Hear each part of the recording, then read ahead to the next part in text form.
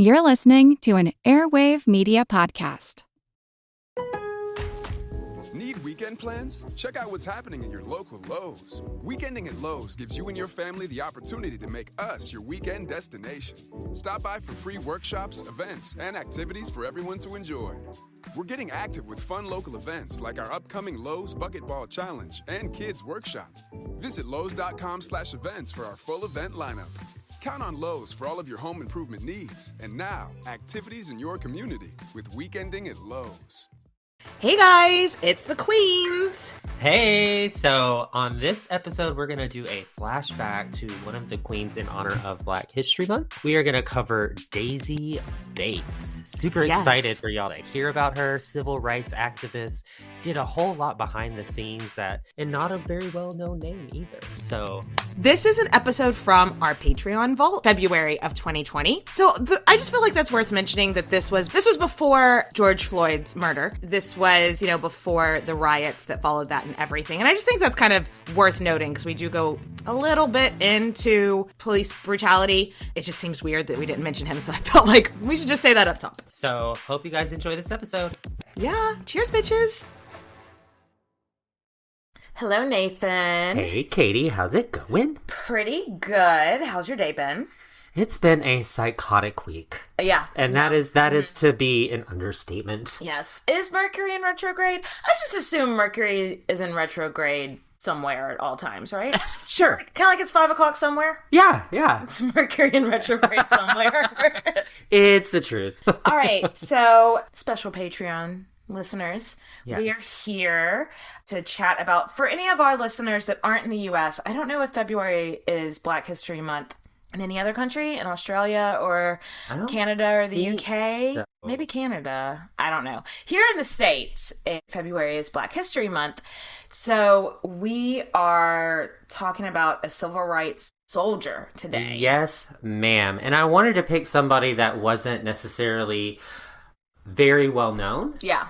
Like a Sojourner Truth or a Harriet Tubman or somebody like that. Somebody that was in the fight in the 50s and 60s trying to live her best life and make everything better for everybody of her color. Yeah. And so we landed on a woman named Dasiy Bates. Dasiy Bates was born on November 11th, 1914 in Huttig, Arkansas. She was born and raised in Arkansas by Orly and Susie Smith. Orly. Name you hear. Yeah. Very old anymore. School. Yeah. Yeah, she was born in 1914, so he was like in the 1800s. Yeah. So yeah, that's a real old name. In case you didn't know and you're not from the States, Arkansas is from the South. And the South really doesn't like Black people at the time. Yeah. So she was raised in a pretty segregated Southern town. Yeah, I guess there needs to be... I'm sure you've all seen enough movies and stuff, even if you're not from the U.S., but I guess there used to be slavery in the United States. Yeah. Black people were slaves, and then after slavery ended, because if you're talking about somebody born in 1914, well, the people raising her were probably born, like, right after slavery ended. Like, there were still people alive then. Yeah. That remembered slavery. How it was like, yeah. Yeah, and so blacks and whites were highly segregated. Yes. Which now we know is not cash money. No, it is super not cash money. Super not cash money. We do not recommend it at all. Yeah, not endorsed by Queen's Podcast. Oh, and by the way, quick disclaimer. There's going to be some times in this episode where I have to say blank because it's a very mean word that's racist. Is it? And I refuse. There's a slew of them. Okay. So I don't even... I imagine Nathan pretty much wrote this one because my week was just bananas, but I imagine it starts with an N. And there's one that starts with a C, and there's one that starts with... There's a lot of them So we're just going to say blank, or we could just pick an adorable word. How about that? Say fluffy clouds. Yeah, something less horrible. Yeah. So there's going to be some of that because I refuse to utter those fucking words Or in say my Tanya house. Harding. There you go. Yeah. Back in the South, it was very segregated. Main Street in this town that she grew up in was literally separated. Down the middle of Main Street, you had one side that was all white buildings, and guess who lived there? Shut up. The white people. And then on the right side, or the other side of the road, it was buildings painted in red. And that symbolized, like, it's not just symbolism, it's like real life. That was like a quote unquote colored person's business. And so they literally like painted the buildings to make you aware of what color of their skin there was. They were. Yeah. Excuse me. So her dad worked at a sawmill. He shopped at stores that were supported by the sawmill, lived in homes that were owned by the sawmill. So literally worked every fucking day to give all his money back to the sawmill that he worked at. So it's literally still slavery. Like if you really think about it, you're working to pay off things that are owned by the people that you work for. Definitely. So he was noted by Dasiy to be like a very kind, gentle, loving man and very empathetic towards her. And her mother, Susie, was the epitome of like that Southern Christian woman, super devout, super strict, very like by the book, not afraid to spank your ass from time to time. Probably bitch. wore a big hat to church. Yes. Yes. Yes, queen. Yes. So Daisy's education would have been in one of the segregated schools in Huddock. Obviously, in the black schools, everything was way more run down. The education was not as good. The books were probably out of date. Bitch, I read some things that said that some students, because it was segregated, they would have to drive 30 to 40 miles just to go to another school. Yeah. So, like, tragic to think about that. Like, you would have to travel, to school hours at the time just to get to fucking school. Wow, that's bananas. So, and they probably didn't have cars. No cars. And in the 1920s, it's not like everybody. Yeah, you'd have to take a public bus to go all the way over here, and then anyway, there's one story where Daisyy really remembers because, by the way, a lot of this research is done from her autobiography. So this is like the words from the horse's mouth, which makes me like go, I wish so many of our other queens could have written autobiographies. I know. Because we would really know the fucking truth. I know. Anyway, so Daisyy remembers that at age 7, her mom sends her to the market to go get some pork chops. And Daisyy remembers, getting to the butcher shop, and then these old white guys get there, and she lets them in front of her because she knows old white men, they go in front of me. I'm in trouble if I don't let them go. Yeah. And so she's totally fine with it. And then this little white girl that's about her age comes and starts talking with her. And the fat old guys end up leaving. And then Daisyy goes up to the butcher and is like, I need some pork chops. And then the fucking butcher says the meanest shit that I'm not going to repeat. Again, Okay. These are words that I'm not going to say. But he basically tells her, black people don't get served before white people. Doesn't matter that she's a little kid. She's still a white girl. She goes in front of you. And Daisyy ran home and cried to her mother because she was like, I don't get it. Like, I let the older people in front of me. I let my elders go. Yeah, why is it that this little girl and her mom at this point really... You try to explain something like that to a child. And that's what she remembers. Be like, honey, people are assholes. Yep, and that's the first time that she was... like, remembers racism. Yeah, somebody vividly told her everything about, okay, this is a black person's place in Southern society. This is what you have to do to not get beat up. And the butcher ended up giving her, like, the nastiest piece of pork chop ever. Like, not only did he tell her some nasty shit, he gave her, like, the worst cut of meat, the worst anything that you could ever get. So, poor darling. Poor darling. So... Daisyy one day is playing with her neighborhood friends, and one of whom was a little white girl. So it was really interesting for me to see that she would hang out with these white girls and play with, white girls. And so Eleanor Roosevelt, this is sidetrack, but Eleanor Roosevelt wrote the foreword to this. Mm-hmm. And she really encapsulated the book by saying, children don't know racism until their parents teach them racism. And it's like, it's true. Children are always like, oh, they're my friend. And then your mom or dad is like, they're black. You can't hang out with them. And the child becomes like, racist. Oh, yeah. And so that really struck a chord with me how she was always friends with this white kid. And luckily the white kid's parents were cool with it. Yeah. But one day, whenever she was playing with some of the neighborhood friends, one of these little fucking dick-ass boys is like... Dick-ass. He said, you wouldn't be so uppity if you know who your real mom was. And Daisyy was like, my real mom? She's at home, bitch. Yeah. And this little boy brat then says, the mom that those white guys killed. And her brain just exploded. She went numb. So I think as a child, either you run home crying and going, this guy told me this. Daisyy, she always knew that she looked different than her parents. Mm-hmm. She always knew that she was a little bit She knew something was... She knew something was... So when she went home, she was just completely numb. Yeah. And she didn't say anything. And her parents were like, oh, fuck, something's up. Is she sick? And she just refused to talk to them. And eventually...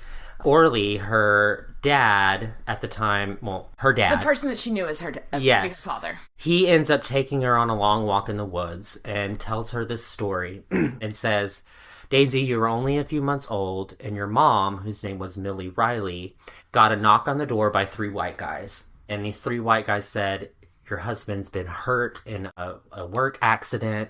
You need to come quickly.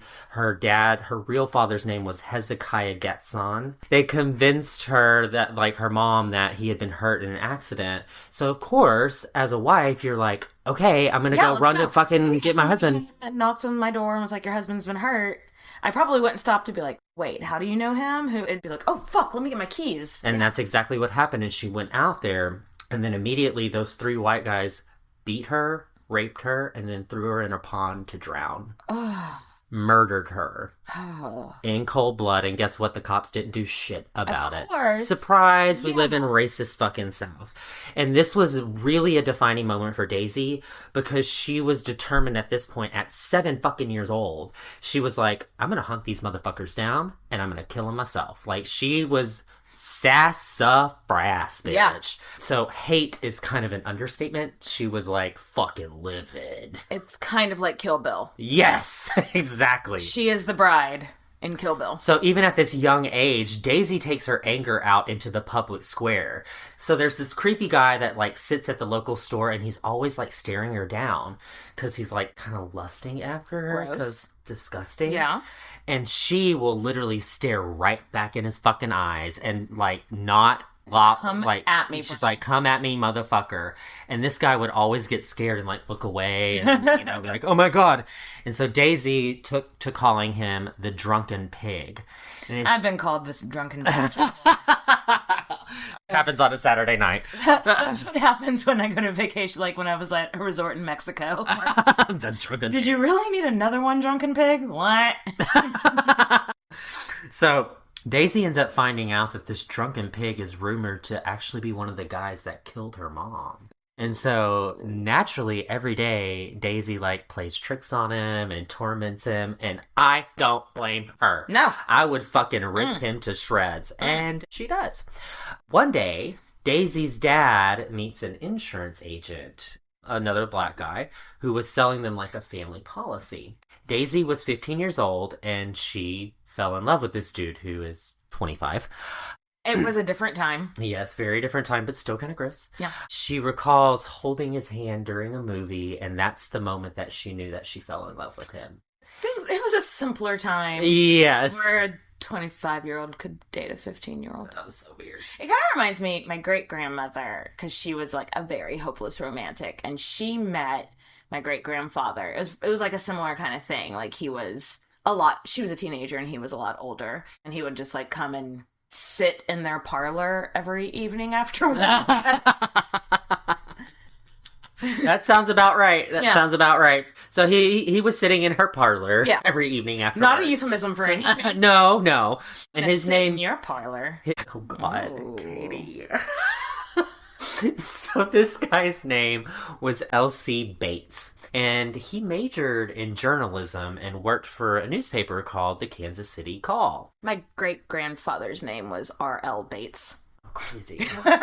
They like to go by the initials. Yeah. For some reason. It made them seem like Ralph Luther or something made them seem like so hardcore. And, you know, Kansas City is in Missouri, not in fucking Kansas. But at the time, the Depression hit whenever he was in journalism, so he had to resort to selling insurance. Obviously, Dasiy and Elsie didn't really tell Orly, her adopted father, that they kind of had the hots for each other. Yeah. Because Daddy probably wouldn't have been cool with it. Because, again, it is the old-timey South, and guns were a big thing. Blazing. Everybody loved their guns. They loved shooting people, holding hands with their daughters in the movie theater. Yeah, so they kept it quiet, and they knew they had to keep it quiet. Fuck out of her parlor. Stay out of her parlor. Yeah. They knew that they were going to have to keep it a secret as long as he lived. And so one day in her late teens, I think she was like 17 or 18. I think 17. Her father got really fucking sick. And on his deathbed, he told Dasiy this quote that really stuck with her for the rest of her life, and I really love it. Mm-hmm. The quote is, "You're filled with hatred. Hate can destroy you, Dasiy. Don't hate white people just because they're white. If you hate, make it count for something. Hate the humiliations we are living under in the South. Hate the discrimination that eats away at the soul of every black man and woman. Hate the insults hurled at us by white scum and then try to do something about it, or your hate won't spell a thing." Good advice. Oh my gosh, Nathan, have I told you about my newest obsession? No, what is it? Have you played the game Lily's Garden? I have. Oh my gosh, I can't believe you're into it. Yes, it is so addicting. Lily's Garden is a match 2 puzzle telenovela that has over 8,000, that's 3 zeros, guys, of relaxing puzzles with 40 more added every single week. Whether it's making over your garden or checking roofs for hunky banjo playing neighbors, Lily's Garden has it all. And don't forget to mention, there are 0 pop-up ads. So stop what you're doing, like literally, and go download Lily's Garden for free today and discover how many mysteries and romances one garden can hold. You'll have a great time renovating the house Lily inherited from her Aunt Mary and uncover the secrets of her life. With adorable graphics and hours of gameplay, you will not be disappointed. You downloaded this terrific game. So Nathan, as soon as this episode is over, I'm going back to Lily's Garden. Yes! See you there! Pros know a thing or two about how to get the toughest messes clean. That's why they've long trusted cleaning products from Ecolab for their businesses. And now, that level of clean is available for your home at the Home Depot. Introducing Ecolab Scientific Clean, a full line of pro-grade cleaning products for all your home's needs. So you can clean like you mean business. Now available exclusively at the Home Depot. How doers get more done. So after Daisy's dad's death, LC asked her to marry him because they're like, okay, we can do this now. This is fine. Because I wouldn't get shot by daddy. Sounds like who's at the funeral dropping down to one knee. Kind of awkward. Read the room, buddy. So after they got married, they ended up settling in Little Rock. Mm-hmm. And Elsie was determined to go back into journalism. The economy was kind of on the up and up. So is Little Rock the capital of Arkansas? I think so, yes. Okay. And they ended up leasing an old church newspaper plant, and then they renamed it the Arkansas State Press. And they decided that this paper would focus on the fight for black rights. Nice. And it was pretty fucking successful for like a civil rights newspaper in the Deep South. And they really started gaining advertisers. They focused their stories mainly on police brutality, because, bitch, back in the day, was fucking rampant. I know. They got away. White people could murder black people and get away with it. I mean, police brutality, just a couple of years ago, a guy was shot just sitting in the front seat of his car, a black guy, with a child in a car seat in the back. And that's what, gives me, goosebumps is, this still happening. It's still happening. At least some people are getting held accountable for it now, and I feel like maybe, they're starting to make strives for it, but just stuff like that makes me so mad. I know, it's still happening, but back in the day, it was happening way more frequently. Back in the day, there was no accountability. Back in the day, there was no internet. Yeah. So it could just happen all day, all night, and the oppressed people couldn't do anything about it. Yeah, and so what I think really kind of turned the tides in this because before this, during this time, civil rights wasn't really a thing. But what I think happened is World War II happened. And what happened was a lot of black men went overseas and fought in World War II. And so they were saying, bitch, I fought for your freedom. Yeah. Give me mine. And also, I bet a lot of people that were men were probably racist at the beginning of World War II, went over there and fought alongside of black people. Mm-hmm. And were like, oh, wait. Oh, no, we're the same. We're the same as that person. At least I'd hope that's what would happen. Yeah. So World War II broke out, and a local army camp reopened to house soldiers of color. One day, a cop openly shoots a black man named Thomas P. Foster, my namesake, and he was a soldier. He had fighting in the fucking war, and a cop just goes and is like, bam, I hate you, you're black. Daisie literally is like, all right, I'm all in. Yeah. She goes in and she just starts covering the fuck out of this story. She's taking pictures, she's writing all about it, and she printed in her paper and just knew that was her calling. This is a soldier. This cop just shot. For no fucking reason. And she knows that her only way to affect change is through the power of the pen. And so this ended up sending shockwaves through the community. Even white business owners were fucking pissed because they were like, man, this sends a bad reputation out to the fucking public. Yeah. People aren't going to want to visit here because they know that if you're black, you're just going to get openly shot and nobody gives a fuck about it. Let's also assume some people didn't just care about it because of business. Let's assume there were some people that were like caring about it because it was a man that was killed. But there probably were a lot of people that were just like, this is bad PR. Yeah, exactly. That was, half of the white population would say that, and the other half would be like, shit, that was really horrible that they did that. So, like I was saying, Dasiy mercilessly covers this fucking story left and right. And they end up losing a lot of advertisers because of it. They don't want the controversy. Yeah, they don't want the controversy, and they're like, if we associate ourselves with your newspaper, then we're going to lose sales.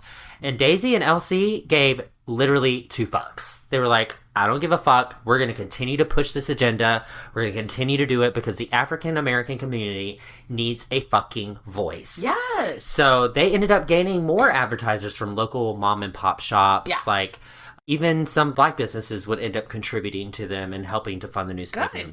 So there were other stories that she covered during World War II. At one point, all the black soldiers, after the war's over, they return home and they kind of feel like, bitch, this is my country too, so I deserve some rights. Yeah. So some soldiers marched on the courthouse in Birmingham, Alabama. Was World War I the first big war since the Civil War that that America was involved in? Yes.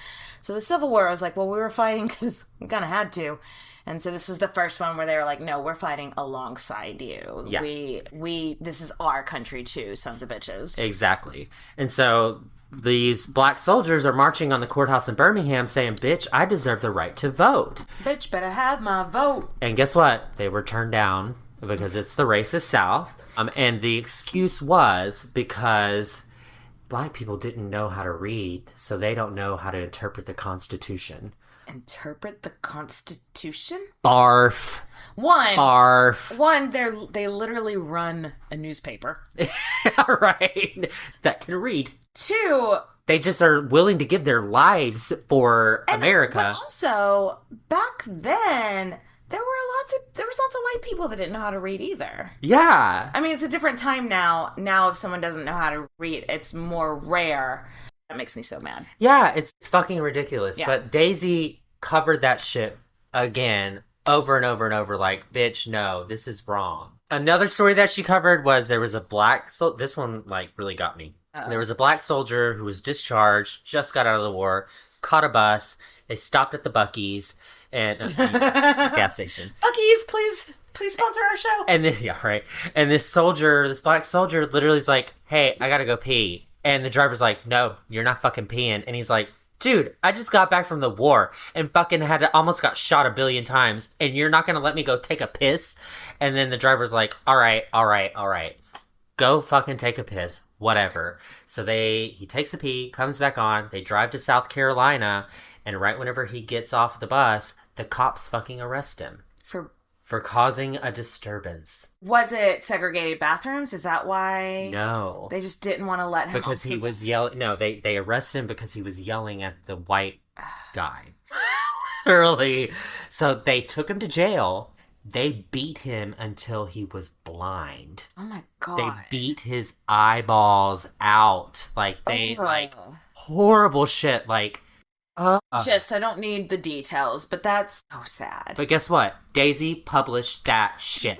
Good. She was like, I'm not gonna let that slide under the fucking radar. I'm gonna let everybody know what's going on in the South. Good. So Dasiy and LC at this point, after they're publishing all these stories, they end up getting recognition, and they become members of the NAACP. Nice. So much so that one of the local leaders ends up asking her, personally, not LC, her, to head the state conference of NAACP branches. So she's basically heading, all of the gatherings of the NAACP. People not in the United States, what does the NAACP stand for? The National Association for the Advancement of Colored People. Yeah, it's kind of lost its... We should definitely change... I mean, people know name recognition. We know the NAACP. But Dasiy ends up obviously accepting this honor to work for the NAACP as like one of the lead people. Yeah, and that's awesome. She would have known Thurgood Marshall. Maybe you've heard of him. If you haven't, read up about him. He's the first Black Supreme Court Justice of the United States. Kind of a big deal. Yeah. And he was the guy that would bring up all these lawsuits about segregations in schools. Mm-hmm. Maybe you've heard of this case, Brown versus the Board of Education. If you're from America, you should know that. If you're from America and paid attention even in the slightest in school, you've heard of Brown versus Board of Education. You should know that. So, literally, that said that the segregation of schools was unconstitutional, and quickly after that ruling, a number of schools announced that they would start allowing Black students to attend. Namely, schools in the North at the time were like, all right, come on, Black people, we love you. What year? It was 1952 to 1954. That they were actually because lawsuits take a long time to get through the system. So the ruling was in 1954. Okay. The official ruling. So at that time, there was in Arkansas an election taking place for governor. Mm-hmm. The current governor was he was totally cool with this integration shit. He was like, yeah, I'm down. Well, guess what? There's also a douche canoe who's running against the existing governor. Yeah. And his name is Orville Eugene Faubus. No. I reject that name. I know, it's so fucking pretentious. It is the most Orville Eugene Faubus. Like, governor. I'm just imagining him in Cat on a Hot Tin Roof. And, like, his seersucker holding, like, a mint julep. Yeah, no, and he's fat. He's overly large, and he's very sweaty and nasty, so it's literally that. Because they did not have air conditioning back then. Nope.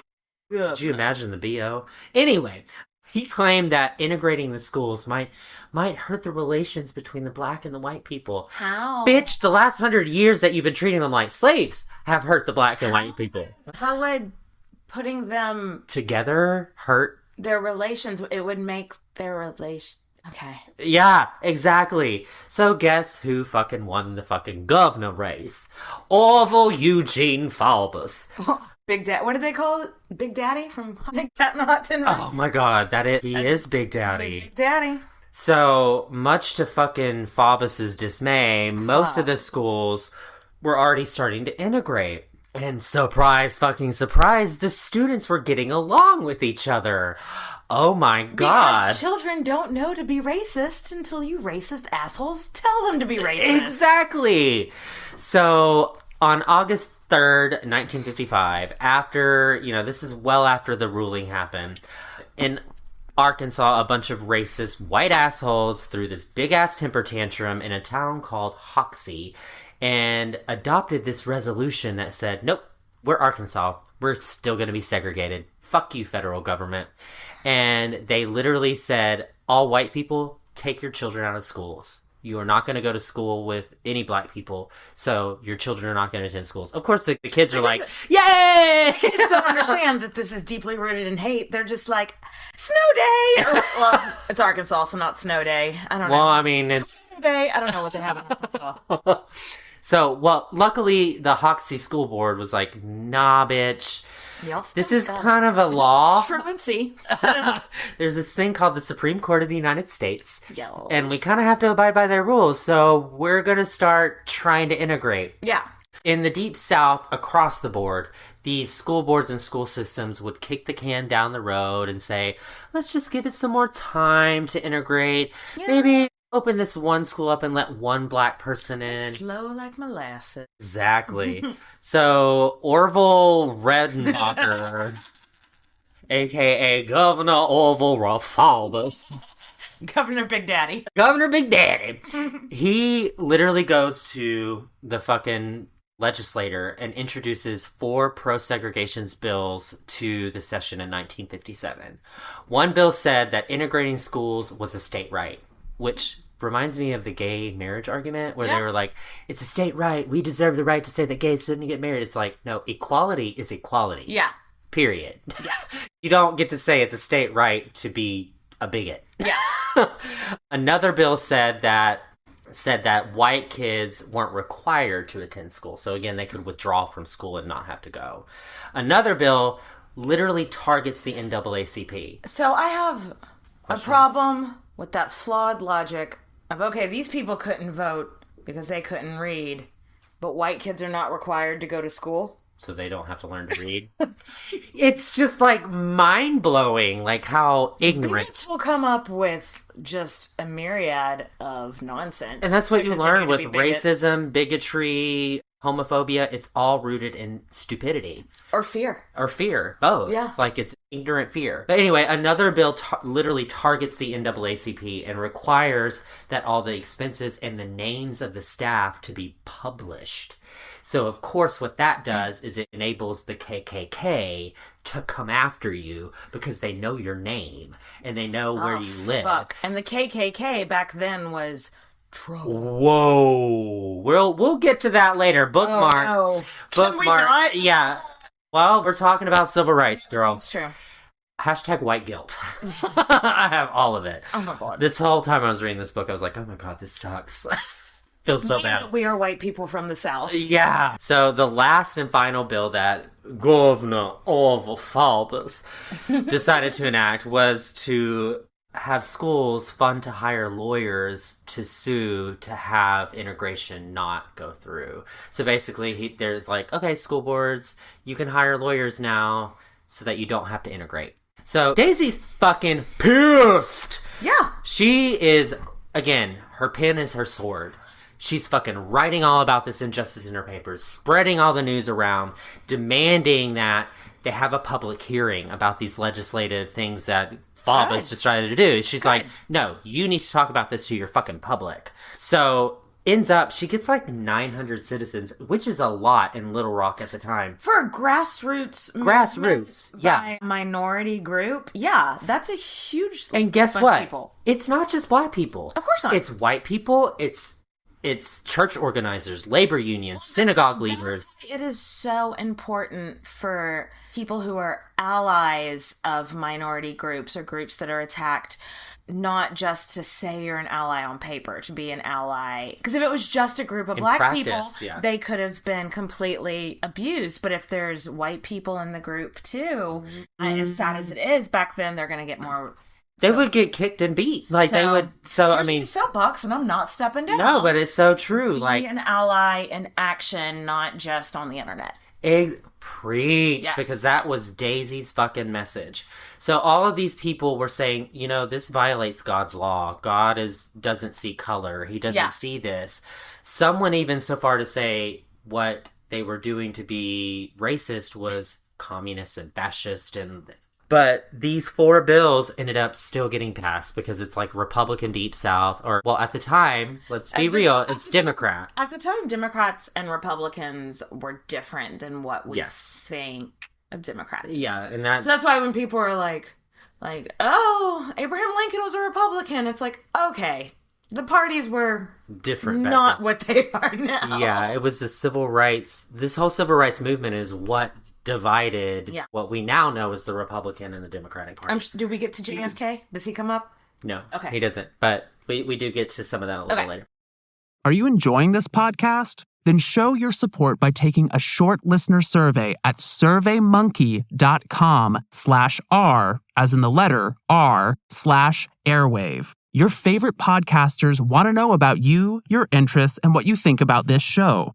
There's even a place at the end to tell them anything you want. Do you want more frequent episodes? Did you like a particular guest or topic? This is your chance to be heard. It's also a perfect way to support the podcast because your feedback will help them improve the show and find new advertisers that you actually want to hear from. It only takes a few minutes. Plus, as our thank you, you can enter to win a $500 Amazon gift card. So take the survey right now at surveymonkey.com/R/airwave. Again, that's surveymonkey.com/R/airwave. Behind every work of art, there's a story. Okay, sure, it sounds kind of obvious when I say it like that, but think about it. How many times have you stood in an art museum, maybe with a date or with your mom, looked at an artwork and thought, I don't get it? I'm Amanda, and I know the feeling all too well. To me, knowing the story behind an artwork is a huge part of knowing how to look at it and appreciate it. And on my podcast, Art of History, that's exactly what I share with you. In each episode, we view history through the lens of some really great works of art. There is so much we can learn about the people and things which someone way back when deemed worthy of recording for posterity, and let me tell you, on the podcast we have barely scratched the surface. Join me as we dive deep into the bigger picture behind some familiar and maybe not so familiar works of art. No prerequisites required. Check out Art of History wherever you get your podcasts. Dasiy continued to fight for her fucking integration because she is a fucking warrior, bitch. Good.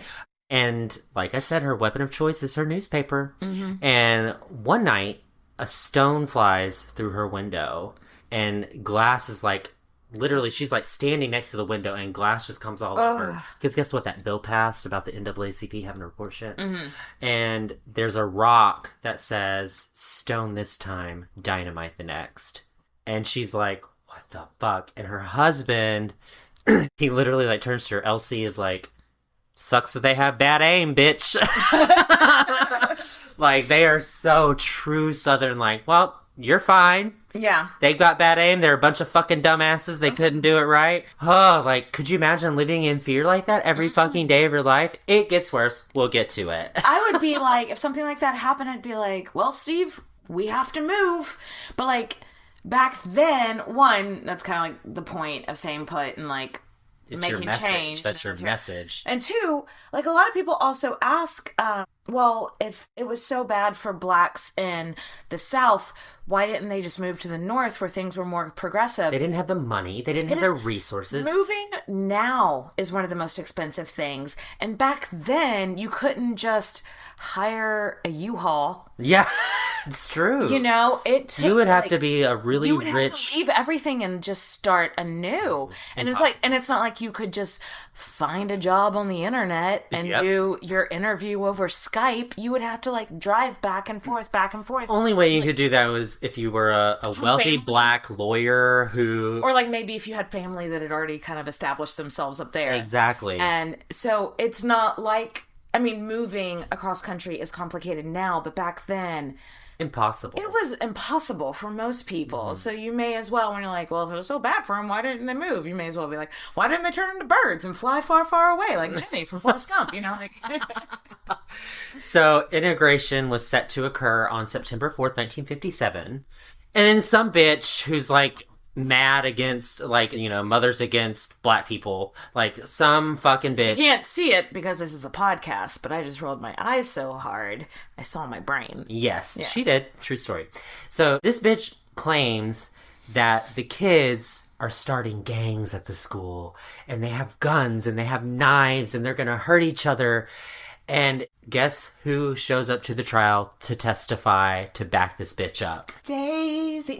No. Governor Falbus. Governor Big Daddy. And they literally have no fucking evidence. No fucking evidence. Integration ends up being put on hold. The But people are reporters listening to them because they're rich white people. Exactly. Yeah. And Dasiy reports all of this shit. All the reporters go out to the town and try to find local pawn shops and places that may have sold knives and guns. Nothing. Yeah. This was all a fucking lie put forth by the fucking governor to prevent integration.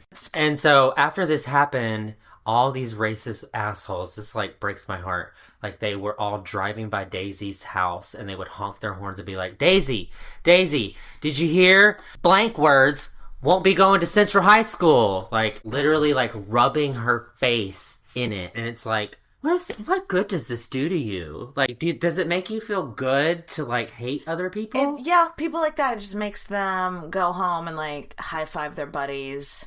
But luckily, after all this, we aren't people like yeah, that. luckily we aren't people like that, and luckily there's federal judges, and the federal judges overruled that state decision and were like, no fucking way. Thanks to Thurgood Marshall, by the way. But the KKK and other racist white groups were preparing for war. Speakers from Louisiana and Mississippi were literally fighting for bloodshed. They wanted a fight. And surprise, Louisiana and Mississippi had a bunch of racist assholes, and they were legit ready to organize and literally fight against integration. Like guns, fighting, beatings, all of them. And Little Rock, Arkansas was going to be the fucking center of it. So integration keeps forging forward, and what I found really inspiring is that when all of these, the Supreme Court ruled, the state would open up and say, okay, are there any people that wanted to enroll in these white schools? Mm-hmm. So there would be black kids that would willingly put themselves forward, knowing that their parents. No, it was them. What I read in all of our autobiography is the parents were saying, don't do it, because you're going to get beat, you're going to get hurt, you're going to get, no, don't do it. But the kids are like, I don't care. It's the right thing to do. Yeah. It is what needs to be done. And that just like gives me chills because they put themselves in harm's way knowing they were going to do it, but they fought for what was right. So these 9 students end up enrolling in Central High School on September 4th, 1957. One of the students' names was Jefferson Thomas. And he like stops by Daisy's house, and they hear on the radio that the governor's going to address the citizens of Arkansas. Daisyy ends up catching word from another reporter that like the fucking army, the National Guard, was going to start surrounding the high school in full battle gear before they integrated the school, like before they went in. Like to help the kids get in, or to stop the kids from getting in? Because I know during JFK's time, it was the other way around. Mm-hmm. The National Guard came to help the kids get in. This was the exact opposite. Does the governor control the National Guard? More on that. No, you're fine. So Daisyy, Jefferson, and LC drive to the school while her husband's friends are guarding their home with like fucking shotguns because they have rocks being thrown through their fucking windows every day. Saying next time it's dynamite. Yeah. So all they can do is like sit there and wait. What is the governor going to say? This is one of the few times where I'm like, yes, arm yourself and stand outside your house. Exactly. No, it's the truth. And so they're just sitting there like, okay, the governor's going to give this speech on the radio. We need to hear what he has to say. So the governor comes on and says, there are white supremacists that are planning to attack the school. So we are going to prohibit any black people coming to Central High School because it's endangering them. So he flipped the script to make it look like he wasn't being a racist asshole. He was being real considerate of all But it was the fucking minorities. Government lies and pecan pies. So he ends up closing down all of the local black schools. Everyone, not just the ones like the white schools being integrated, all of the schools. And he says, because there's going to be attacks there. The white supremacists are going to attack the black schools. And then to make matters even worse, this is what really clinched it and makes him look guilty, is he utters the word in this address. It's obviously a speech that he's written, and says, blood will run in the streets if black pupils try to attend the schools. That's not something a governor should say. No. They should say, hey, this is the right thing to do. We should be pushing forward. And blood will run in the streets. The headless horseman of the apocalypse or whatever. Yeah, exactly. On September 3rd, students began to like start filing into school. And obviously none of them are black students because the parents are like, don't go to school. Yeah. Don't go to school. Yeah. Don't go to school. You're going to get fucking killed. So Daisyy's like, all right, Thurgood Marshall, I'm going to get him on speed dial. Hit him up. HMU. Hit me up, bitch. Dude. So Thurgood, my buddy. This is how powerful she was. Yeah. Like, she was able to call up Thurgood Marshall and he would listen to her. So he works his magic. What was his status at this point? He's just a lawyer. A civil rights lawyer. He's just a really powerful. He's like the Johnny Cochran. I mean, he just got Brown v. Board of Education. Yeah. You know. No, yeah. So he's just a lawyer, but I say just a lawyer. But like, he's going to be a Supreme Court justice one day. He's a high profile lawyer. Yes. I guess my question was he already a judge? No. Okay. He was still a lawyer at the time. So he gets a federal judge to agree to keep these integration plans in place and to tell the school board, no, this is what we have to do. So the superintendent instructed none of the parents of the 9 black children to accompany their children. They're like, all right, your children are going to go in by themselves. Katie just crushed her mic claw. Yes. Against my forehead. So the superintendent says, okay, we're going to let these white kids in, but we don't want the parents to come because the parents are adults and they could get beat and killed and like drugged and like it'd be way worse. Yeah. With kids, it's a little bit different. People are probably gonna. They're innocent. People are less likely to strike out against children. Exactly. Yeah. So they were said, okay, we're going to let your children attend school on September 4th, 1957. And the parents are like, bitch, are you high? Like, no. I'm not letting my kid go. But Dasiy concocts a motherfucking plan, bitch. She thinks, what if I get some of those ministers that fought for us during that public hearing way back when? What if I get a couple of those ministers to surround the black students while they try to walk into the school? So you have white people accompanying the black people. This is why it's important to be an ally. Exactly. And it's ministers and priests and like it's somebody who's well connected with the white community saying, no, this is God's plan. This is God's plan. This is what's... And nobody's going to kill a priest. If you give that minister a black eye, you're going to be shunned from book club. From Bible book club. Totally. So the president of the NAACP, whenever Dasiy comes up with this plan, is like, oh my God, this is so fucking crazy. It's going to work. Yeah. This is going to work. So they tried to like rile up all these ministers, and a lot of them said, no, I'm not going to do it. But there were four. There were four that decided to go along with the plan. And Dasiy stays up all night calling the students of these parents saying, okay, we're going to go in. You're going to meet us down on this cross street. We're going to walk in with these ministers. And she gets everybody on board except one student. And this, I think, haunts Dasiy for like the rest of her life. Oh, damn. Because she's staying up all night. It's like 5-6 a.m. in the morning, and she's been working all night to get everything on board. But Dasiy, in the morning, hears something on the radio, and it says there's a young colored woman being attacked and mobbed at the school. And Daisy's like, oh my fucking God, I forgot Elizabeth. Her name was Elizabeth Eckford. And she's like, oh my God, I forgot to tell her parents about the plan. Holy shit. And Dasiy... So this kid showed up at the school before they could assemble the formation? Yeah. Before everyone could get in formation? Exactly. Oh. And this poor little girl had no idea. And so she's getting mobbed. She's getting kicked. She's getting yelled at. And Dasiy and Elsie, like, they're like, fuck, we have to go. So they rush to go to the place where they were planned to meet the students. And she's like, oh my God. So how pissed would you be if you were that kid's parents being like, oh, you told everybody else besides us? Mm-hmm. So Dasiy like rushes to the place where they're supposed to meet the ministers and it's like, okay, the kids are here. The 8 kids are here. They're ready to help the students enter the school. We're good. And then she, at the same time, hears on the radio that Elizabeth, the one that was caught up in the mob, was able to free herself from the mob. Okay. And she's like, oh, thank God. Yep. I feel like a giant bitch for doing that. Yep. And yep, I would too. Yeah, me too. The ministers at this point surround the group of 8 and they try to approach the schools. And as they're approaching the schools, they're getting shoved and pushed by the mob, kicked.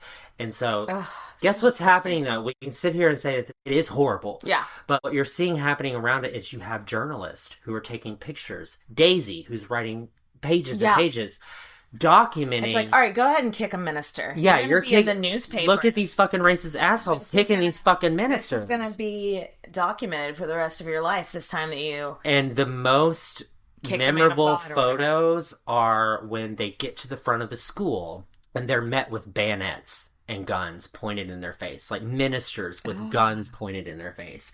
And they're said, you're turned away by the order of the governor. So this, like, was a direct, like, fuck you to Governor Faubus. Talk about going down on the wrong side of history. Yep. And there's photos to prove it. And this is probably, that photo sent shockwaves through the fucking community and through the country. I'm looking it up right now. And like the girl trying to like go into school and like the mob of angry bitches behind her. It's just like, you know, like, Guys, don't be a dick. You're right. Don't be a dick. We're all going to find out about it. You're going to be on history.com. So let's kind of go to what happened to Elizabeth that day. The thing that kind of haunted Dasiy for the rest of her life. The New York Times editor was there at the time, and he remembers the whole thing. He said that When Dasiy was trying to enter school, they were like pushing her around, and he ended up standing up for for Elizabeth,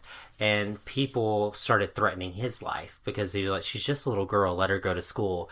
And they found out they knew that he was Jewish. So, of course... Wait, who was this? A New York Times editor. Oh, okay. I do have the name somewhere down here, but it's irrelevant. Yeah. There's too many names already. But he ended up standing up for her, and obviously, because they knew he was Jewish, they started yelling at him some racist fucking shit that is ridiculous. And then... We just had World War II. I know! We just fought the Nazis, and you're doing it again! Stop it! And they started obviously yelling profanities at Elizabeth. And let's just say that the National Guard did nothing about it. They let them kick them. They let them yell these obscenities at him. Didn't let Elizabeth enter the school. And they even threatened the editor themselves. They ended up threatening him to arrest him because he was inciting a riot. The editor was inciting a riot, not the mob around them. It's so frustrating because it's that mob mentality. Mm-hmm. It's like, even though any outsider can look in and go, well, this is bonker pants, like once you're in that mob mentality, it's just... You do the stupidest things. And it's so sad because after that day, Elizabeth went and stayed with Dasiy at her house because Dasiy just felt like shit. And she remembers hearing Elizabeth like having nightmares and screaming about it. God. I mean, her emotions were just so raw, and I think that really killed Dasiy. Nightmares about that one time that I called my teacher mom in the second grade. I'm sure this gave her nightmares well into like her old age. Let's just say it's PTSD. Yeah. Literally. Yeah. Literally. Of course it is. So eventually the mayor of Little Rock is like, all right, we can't have this shit anymore. I'm going to bring the governor to court because we have to do this. And he is basically, the mayor is saying, you can't use the National Guard to stop school integration. The National Guard, guess what? Works for the federal government. And that's not what they're here for. Yeah, they're here to protect people. And the governor and his people are like, okay, he kind of has an argument. So literally in the middle of the court case, the governor and his people try to like gather up their papers and run out. Like, they're like, oh, shit, we're wrong. Fuck, gotta go. And the judge is like, They're just like, Control Z, Control Z. Literally. Like, and the judge... For people that only use Apple, you don't get that. For all you Windows users, Control Z, Control Z. Undo. This didn't happen. And the judge at the court is like, oh, fuck, you're not getting out of my fucking courtroom, you fucking asshole. It's the thing. It's the 50s. What the fuck?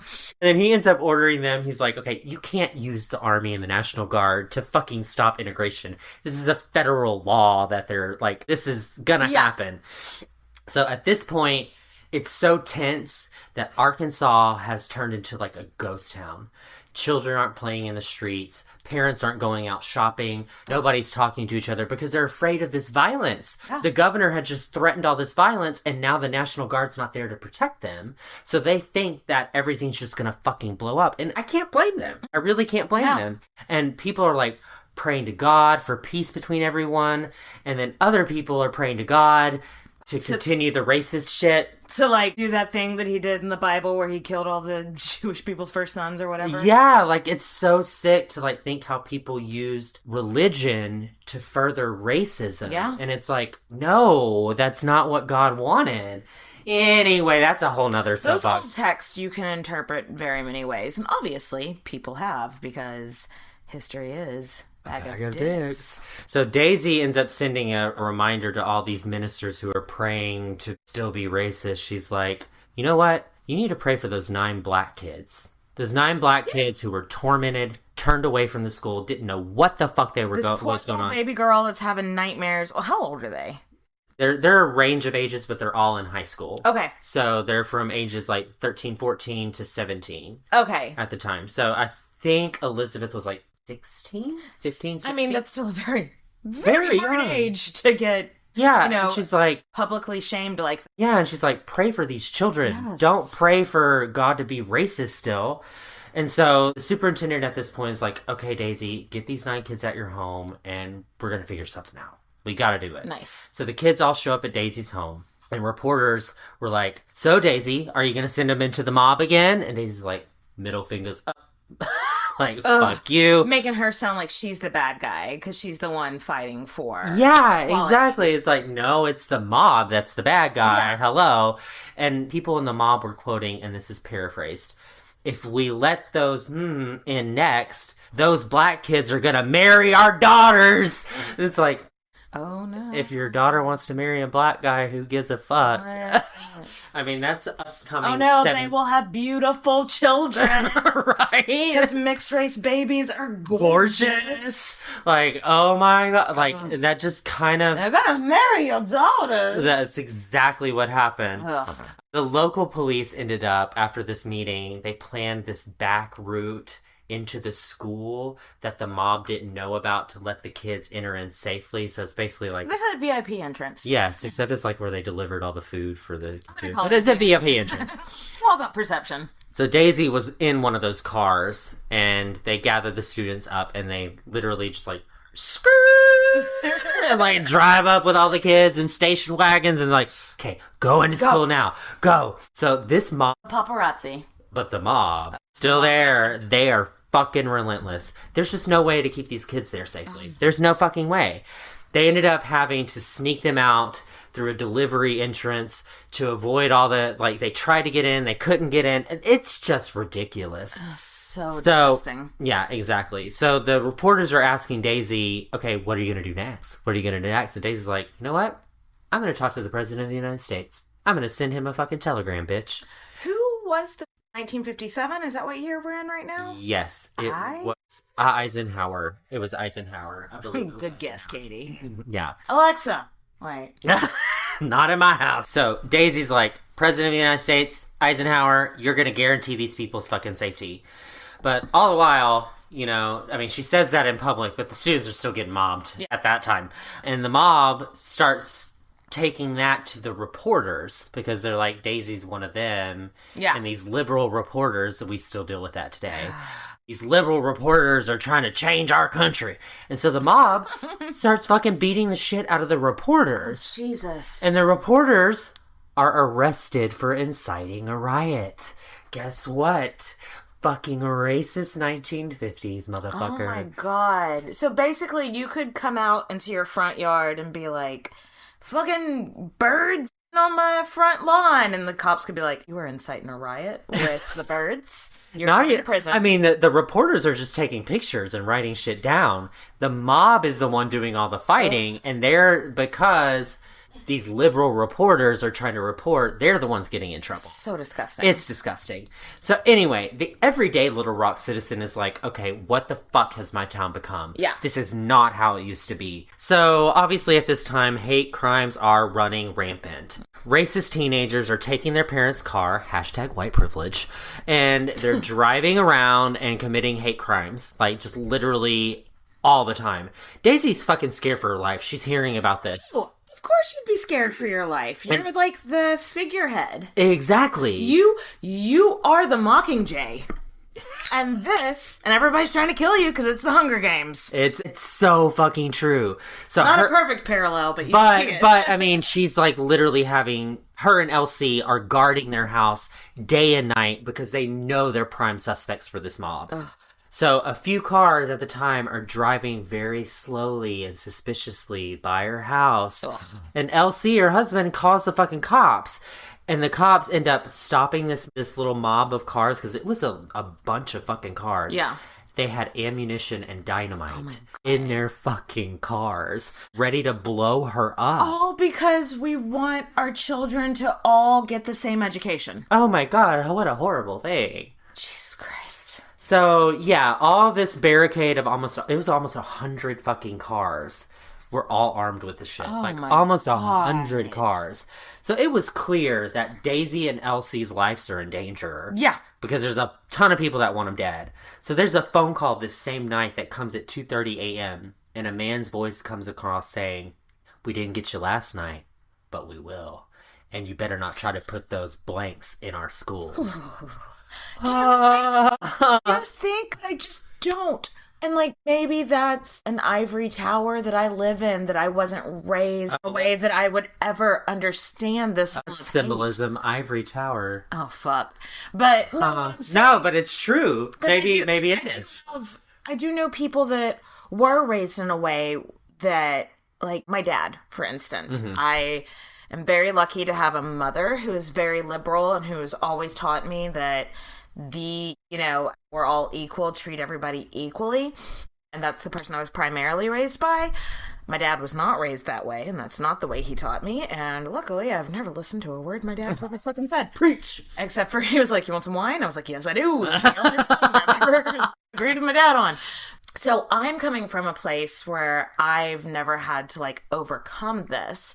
But, like, there are so many people that this was ingrained in their head from childhood, like, and I don't want to understand it on, like, an actual level, but I want to understand it on a psychological level. Like, what do you think is going to happen? Yeah. Do you think the world's going to end? That's just, like, the worst thing that comes to my mind is, oh no, I'm going to use the same bathroom as a black person and get the plague. Like, what did you think was going to happen? Why would this be such a horrible thing? But again, maybe that's just because I was raised in a privileged way of having a progressive mother that loved minorities and gay people. Like, yeah, I mean, that's the truth. Like, yeah. It's so crazy. And, like, when this happened to Dasiy, I mean, cars are getting stopped with dynamite in front of them. Crazy phone calls. There were World War II veterans that were there with her at the time that said, this is fucking worse than fighting the Nazis. Ugh. They literally told her this. Because, it's not like, yes. It's not like I'm fighting this country. It's somebody like, right down the road from you. I'm fighting you specifically. Yeah, and it's people that live in your same town that are right down the road. Ugh. So this mob is still fucking at it. And President Eisenhower ends up authorizing 10,000 National Guardsmen to enforce the integration of the schools. Finally. So when the guards arrive, the adults, Dasiy noted this, and this was kind of a very moving point. She said that once they rolled in, all the kids started playing in the streets again. All the parents started going shopping again. No, because they the president felt had safe because they were able to go out and, they didn't have to worry about these moms driving around and trying to bomb them. With a bunch of dynamite in their trunk or whatever. Yeah, and then Dasiy ended up hearing from the superintendent again at midnight, and he told her, okay, these 9 kids, the National Guard just rolled in, they are going to fucking school tomorrow. Fuck them. So Dasiy ends up she was escorted to each home of every single child. And she remembered Elizabeth's family? Yes, she did. And she's like, okay, y'all are going to school the next day. But what I found funny was not funny, but every time she would, like, knock on somebody's door to be like, your kid's going to school, she'd be met with a shotgun in her face. Well, sure. Because they were tormented too. Everyone was a little bit on edge. Yeah. 100% of that. The students were escorted by soldiers into station wagons so that they could attend school that day. And Dasiy and all the parents at the time saw the students walking off and they were crying. They were all crying. Was it fear? Was it seeing a social change? Was it relief that this is all over? Or was it all of the above? I would imagine it would be a mix of all of the above. And also, have you ever just been so stressed out you cry? Yeah. That would be my as a first parent, guess. That's exactly what I is would. Just like so stressed out, but then just everything mixed together. Yeah, I'm sure there were plenty of. But this time the National Guard was on their side, and the mob was dispersed by about 30 soldiers. That's all it took. Like 30 soldiers ended up getting them to back down, and the area around the school was secured. And Can you imagine if just the police department at the beginning of all this had fallen in line with the federal law? So there is something interesting about that there was a law at the time that policemen couldn't enter into the schools. They could be outside the schools. They could be outside. I mean, so all it took was someone of authority to be like, no, you're not going to be mean to these children. And that's such a hard concept. And so if the policemen, even though they weren't allowed in school, if they could have, like, escorted them up to the front door, we could have avoided all of this drama. Ugh. So 22 soldiers ended up successfully escorting all of the students into Central High School. And by all of them, I mean all 9 of the black students. And just 9 of them. 9. They were, I mean, even though it took 22 soldiers. There would be nothing wrong with integrating a whole school together. This is all over 9 students. I know, right? And probably Little Rock's a major city. Yeah. Probably a school of hundreds and hundreds of students. 9 students. It took 22 men to escort them in. And so after the day of school went, it went how it went. They attended school that day, and at the end of the day, the students were escorted to Daisy's house, where she asked them how their day was and made sure that they were okay. And this was a regular thing that she did that I found really inspiring, is that she would, every day after school, have a therapy session.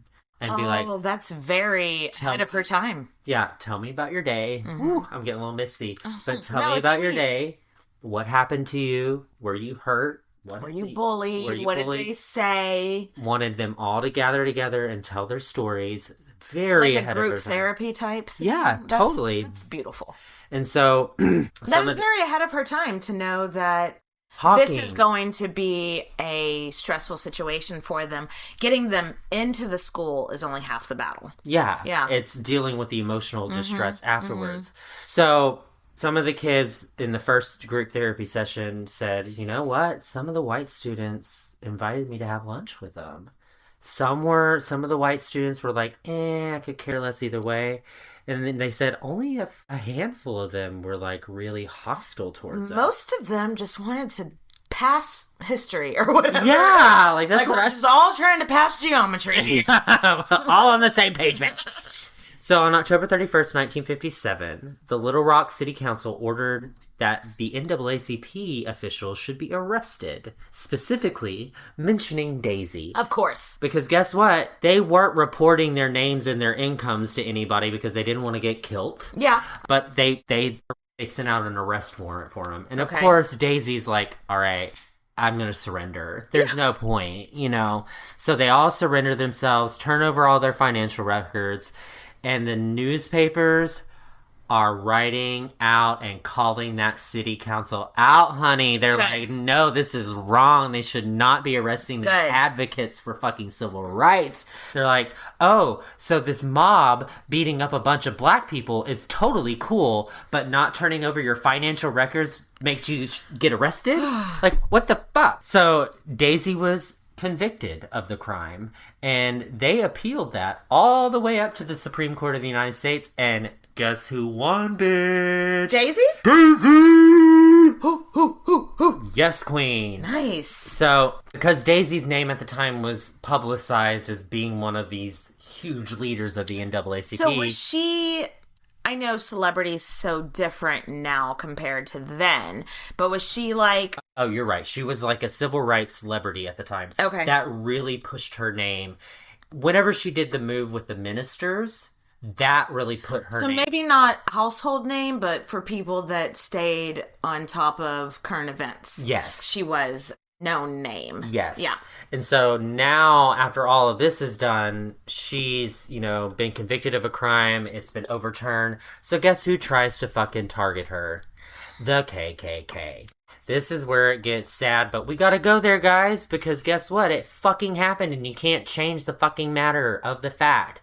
So she gets home after all of this, and the KKK sets a cross on fire in her front lawn. So cliche, KKK. Yeah, I know. Can't come up with something. You got one move. Yeah. Well, no, they had several moves. When I was okay, we get it. And you guys all have lighters. Of course, it fucking said, go back to Africa. I'm like, bitch, I was born in Little Rock, Arkansas. I was born in Arkansas. Fucking suck a dick. So, that, go back to Africa. It's like, then you go back to Europe. Yeah, right? Let's all go back to where we came from. Because we're all from not here. And the Native Americans are just sitting on, their little plot of land that they're given, just being like, fuck all y'all. Finally, they're gone. So there was another instance where there was a cross burning, and it was leaning against her house. Oh, no. And it set the front door on fire. Oh, no. Luckily, a fucking neighbor was like, holy shit, and ran over there and put the fire out. Good. So, on top of that, again, rocks are being thrown at her house. People are shooting bullets into her home on the reg. Holy fucking shit. Did they have children? No. Okay. Not that makes it any better, but... Daisyy ended up installing floodlights in her home to like make sure that everybody could be seen coming driving by her house. And Elsie and his friends would guard the house every night. That ends that drama, because I really, like, that one hit me hard, is like how much they actually dealt with. Like, it's like, I accomplished this huge thing, but then you're gonna live the rest of your life. Yeah, you go down in history as an icon, as somebody that did something amazing, but you still live in Arkansas in the 50s, and you have to live the rest of your life in fear, scared for your life, afraid you're gonna die. But I'm sure not for a moment did she have an ounce of regret. No, she did not. She was like, I did what I did because I believed in this. I'm on the right side of history. Awesome. Good. I mean, it sucks that people, tried to set her house on fire. But what a legend. I know. So there's a chapter. The name of the book is The Long Shadow of Little Rock, a memoir. You have to put that in there. If you get the chance, it's a very easy read. I mean, in terms of it's not. In terms of like, it's kind of short, but you probably don't mean like subject matter. No, subject matter wise, it's short.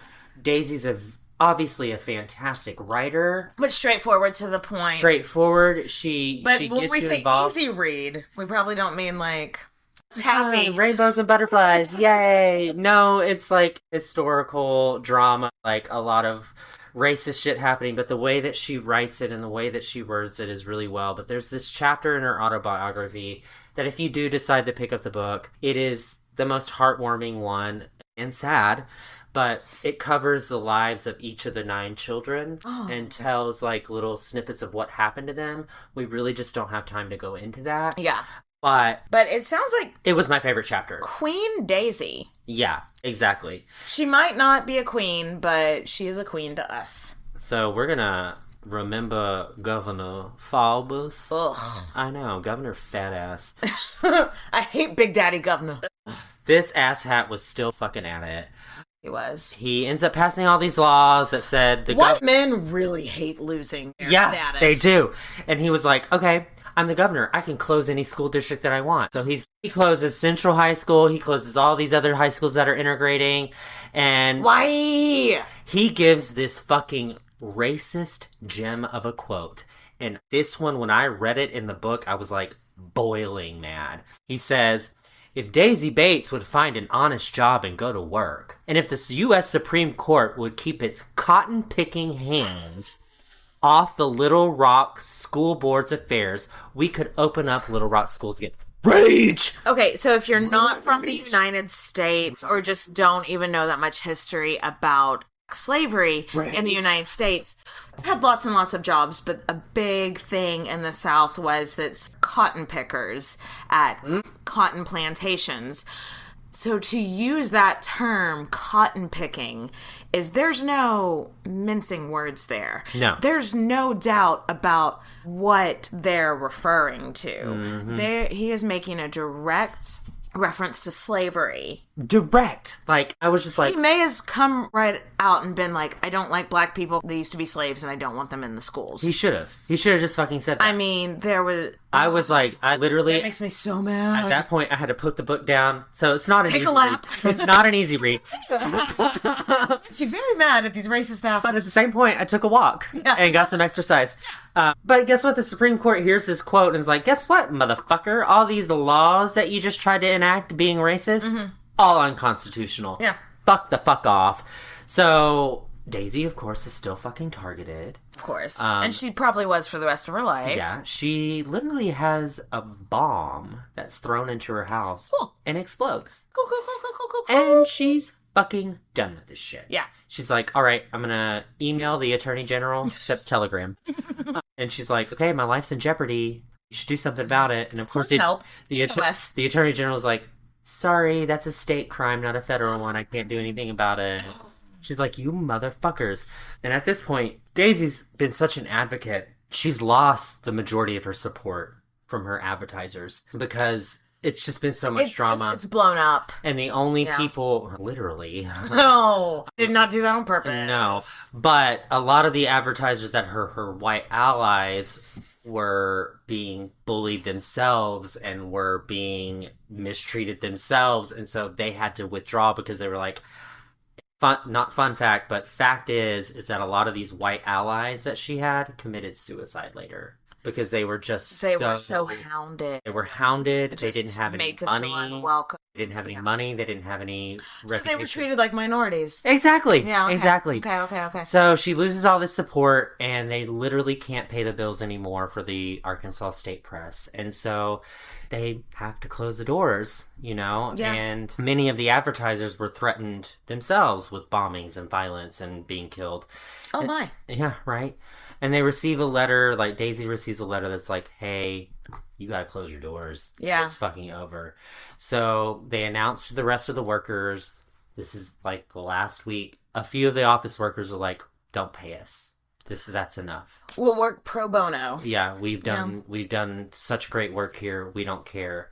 One of the other employees was like, I'll do 2 jobs. Don't pay me. Yeah. Because what we're doing is right here. It's amazing. So on October 29th, 1959 at 5 p.m., the Arkansas State Press officially closed its doors. So, like I was saying, one of the chapters is dedicated to the children. One of the chapters is dedicated to the white people. And one of the chapters about the white people, there's a police chief. He ended up killing himself. And he shot his wife first and then killed himself. He did a murder-suicide, and he was one of the advocates for... I'm very conflicted on how I feel about this person. He was driven crazy by it. Okay. So it was something... and we don't know. It could also be maybe some of the KKK people killed him and made it look like a Or maybe he had a pre-existing condition that we also don't understand. Yeah, it was exactly. The 50s. So we don't understand. Yeah. But... of course, the whole city mourns because the chief of police is dead. And Daisy's sitting there watching everybody crying. And she thought this in her head. And it's a great fucking quote. She said, "Weep, my city. Maybe the tears will wash away your shame." Oh. Truth! This woman is so poignant. So fucking poignant. I can think of so many things going on right now where that's relevant. Weep, my city. Maybe the tears will wash away your shame. So after the Little Rock incident, Dasiy and Elsie were obviously offered a lot of prestigious jobs. They turned them all down. Did they stay in Little Rock? Getting it. Okay. MLK Jr. invited her to speak on Women's Day because he respected her tenacity and courage, and because he said something along the lines of, quote, she was always in the thick of the battle. She was always a warrior. Yeah. So she's Boudica. She's a fucking woman of color who is gonna fucking fight. Oh, no. This woman is the Boudica of the civil rights movement. A Hundy. So after all of this, Dasiy and Elsie end up moving to Washington, D.C., and she works for the Democratic National Committee. She served in Lyndon B. Johnson's administration working on anti-poverty programs. Sadly, she suffered a stroke in 1965 and had to return to Little Rock. She ended up reviving the Arkansas State Press in 1984 after her husband died. Oh, really? She revived it. She was 84, born in 1914, so she was 70? Get it, bitch. Yes, get it, bitch. And she ended up living a pretty long life until 1999 was when she died. So, I mean, she lived a healthy 80-something years. Yeah, that's... damn. So, to kind of sum her up, some of her accomplishments at the end of her life, and, you know, all of her life. Besides what we've already discussed. Yeah, she served on the NAACP's National Board from 1957 to 1970. She was selected as the Associated Press's Woman of the Year in 1957. She was the only female speaker at the March on Washington in August 28th, 1963, you know that one. In 2001, the Arkansas legislature enacted a provision that recognizes the third Monday in February as Dasiy Getson Bates Day. Nice. So it was actually this last Monday. Oh! That was Dasiy Bates Day. Oh! Yes. It's consequently President's Day as well. But it's We're going to call it Dasiy Bates Day. It's Dasiy Bates Day. And she was awarded the Congressional Gold Medal posthumously this year. Yeah. Awarded by Bill Clinton on November 1999. Nice. So let's give a cheers to a badass warrior woman who fought with her fucking pen. Cheers to you, Dasiy. Cheers, Dasiy. That's amazing.